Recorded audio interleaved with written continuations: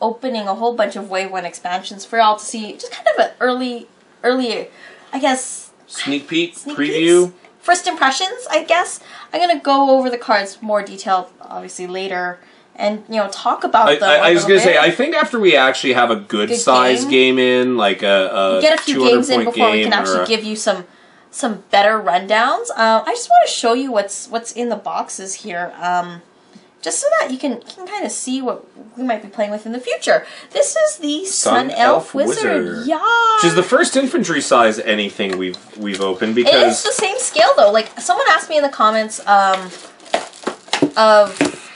the unboxing of the starter set, whether or not the scale was kind of comparable to D&D models, and it looks like it's the straight up 28mm scale, which makes sense for the size of the dragons, right? Like, given how big those dragons are, like this is a 28mm.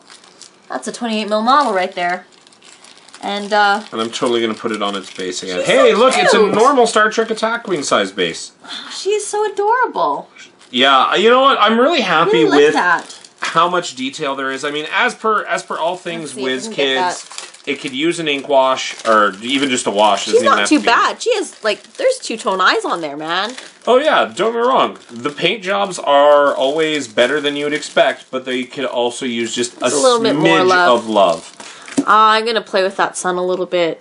That's just begging for a little bit of love in the form of heavy gloss gel with tint in it. Tutorial. Yeah, that's happening. But yeah, she's a beautiful model.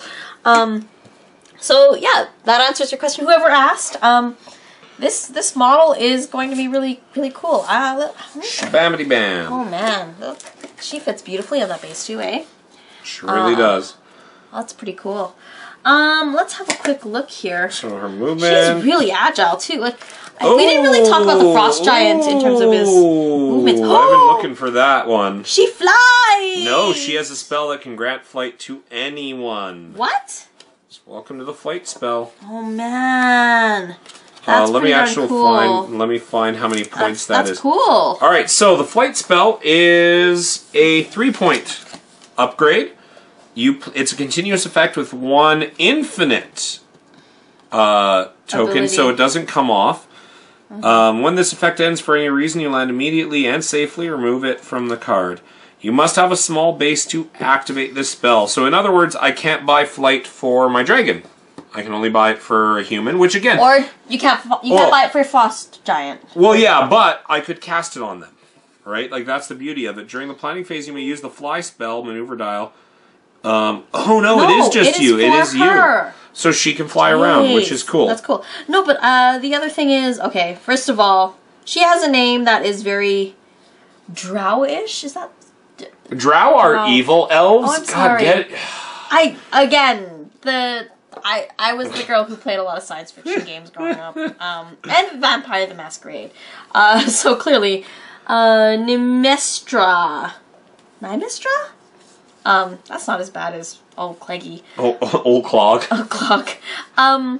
Holy smokes! So the difference in her abilities, like.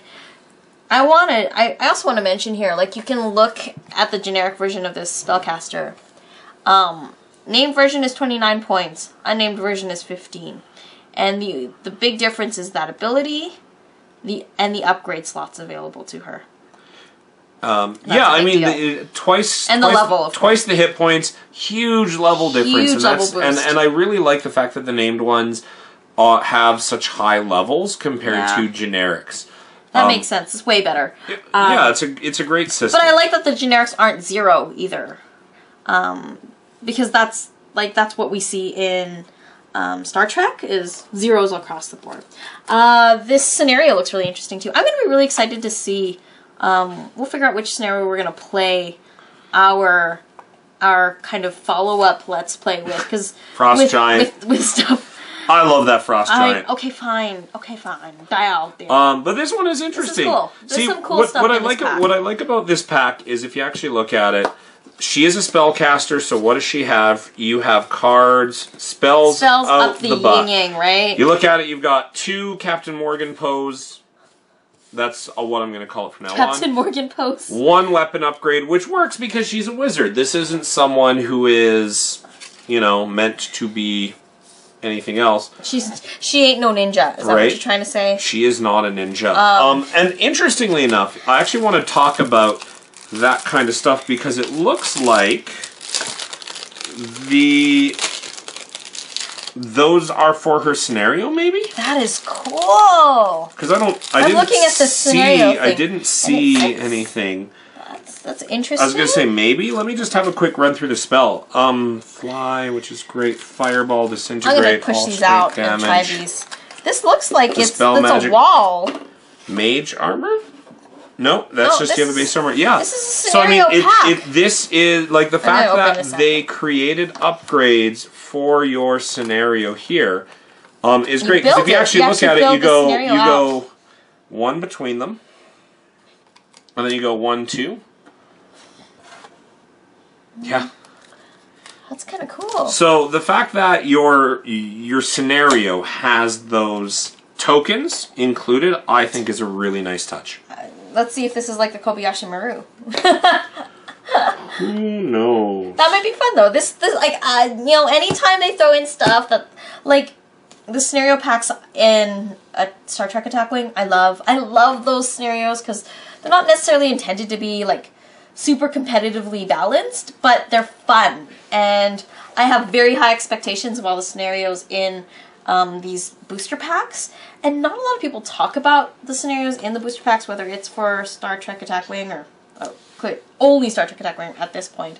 But I want to start playing more of those. I think they're really fun. Kobayashi Maru, oh my god, I feel like now that we're a year plus out, there are finally enough Fed cards that make the Kobayashi Maru possible. But then I'm not gonna say you could win it. But then you think about all the crazy upgrades in the available to the Klingons too, and you're like, oh, yeah, all of a sudden a Nagvar out there with like boarding actions and all that stuff. Klingon boarding party. Boarding party. Painful. Alright, that's the wizard. She looks so beautiful.